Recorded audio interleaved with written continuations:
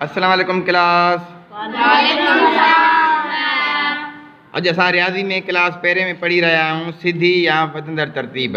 सिधी या वधंदड़ तरतीब छाखे चइबो आहे? सिधी माना हिकु ॿ टे, माना नंढे खां वॾे ते वधूं, यानी नंढ वॾाई, असेंडिंग आर्डर्स। असेंडिंग आर्डर जेके हूंदा आहिनि उहा सिधी तरतीब हूंदी आहे। ठीकु आहे, मतिलबु त तव्हां हिकु ॿ टे चारि पंज जेके वधंदा वेंदा आहियो, नंढो ॿार पोइ वॾो, पोइ वॾो, पोइ वॾो, माना पोइ आख़िर में सभ खां डिघो ॿार जेको ईंदो उहा असांजी थींदी सिधी तरतीब। ठीकु आहे, हाणे अहिड़े तरीक़े सां असां वटि बैलून्स पिया आहिनि, उन्हनि में नंबर ॾिनल आहिनि। हे चवे थो हेठि ॾिनल अदद सिधी या वधंदड़ तरतीब में आहिनि। हे न सिधी तरतीब या वधंदड़, हे घणा आहिनि? 11 12 13 14 15 ठीकु आहे, हे 20 ताईं आहिनि, 11 खां शुरू आहिनि। ठीकु आहे, अहिड़े ई तरीक़े सां असांखे हेठि चवे थो हेठि ॾिनल अदद सिधी या वधंदड़ तरतीब में लिखो। हाणे हिन 21 खां 30 ताईं, 21 खां 30 ताईं, हाणे 21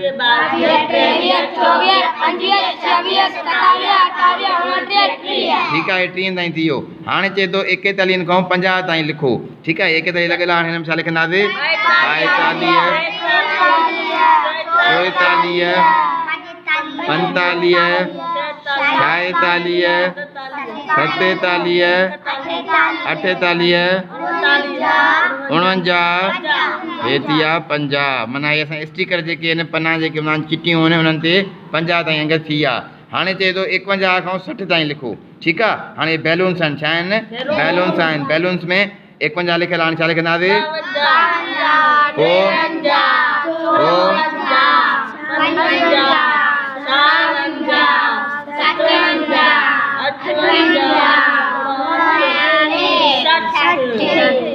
सठ पूरा थी विया।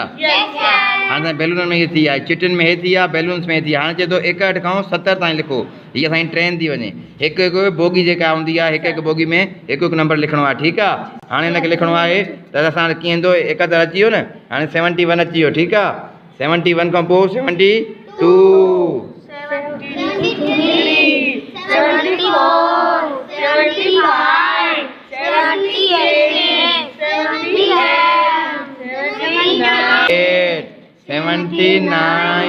79 हे 80।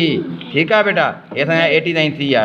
ठीकु आहे, हाणे असांजी ट्रेन रहिजी वई। हाणे ट्रेन रहिजी वई त असां ट्रेन खे किथां लिखंदासीं? 61 खां 70 ताईं। 61 हिकिड़ी बोगी में लिखियलु आहे। ठीकु आहे, पोइ हाणे 62 लिखंदासीं। हिते घणा लिखंदासीं? 62 63 64 65 60 ठीकु आहे, ट्रेन बि असांजी पूरी थी वई। उन खां पोइ आहे चए थो 85 खां 94 ताईं लिखो। 85 खां 94 ताईं लिखो। ठीकु आहे, 85 86